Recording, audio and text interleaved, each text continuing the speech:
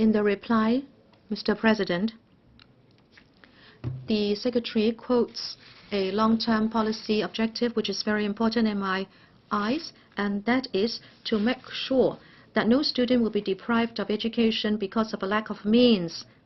Therefore, there are various student financial assistance schemes. This is a very important point indeed. However, in September, media reports have it that our full-time subsidized tertiary places has increased by 20,000 in the last 10 years.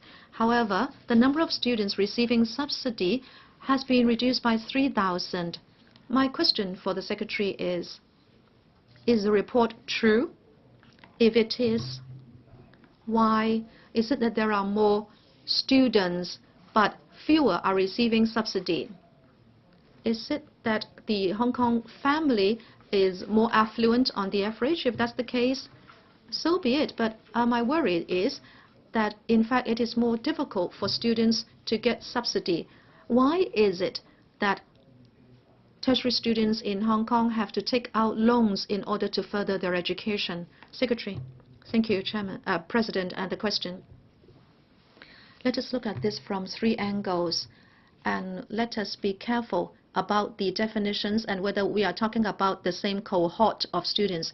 15,000 is the policy figure, but starting from 2015-16, the number of DSE graduates has been reduced from 61,000 to 50,000, and a few years later down to 42,000. The population of students is indeed decreasing. And in theory, there should be more students receiving subsidy. Secondly, every year there are 5 to 7% of students who choose to study abroad. In the last 1 or 2 years, the percentage has jumped to 7 to 9%.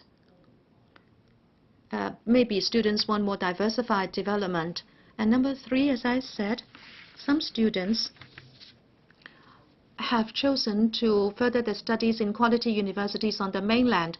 So, President, students are going in different directions, and we cannot just go for a hard and fast indicator.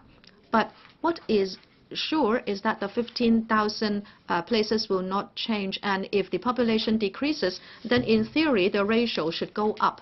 Dr. Kin-yuen, President, I was quoting from a media report that in fact fewer students are receiving the subsidy, but the Secretary only told me that students have gone to different places to study. The two are quite unrelated. Can the Secretary please answer the question?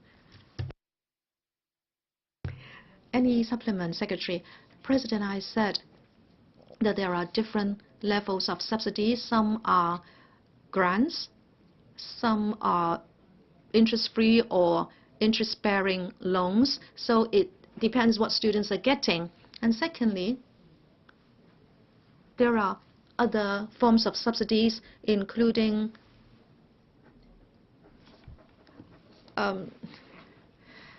scholarships, and to the tune of $140 million, said the Secretary.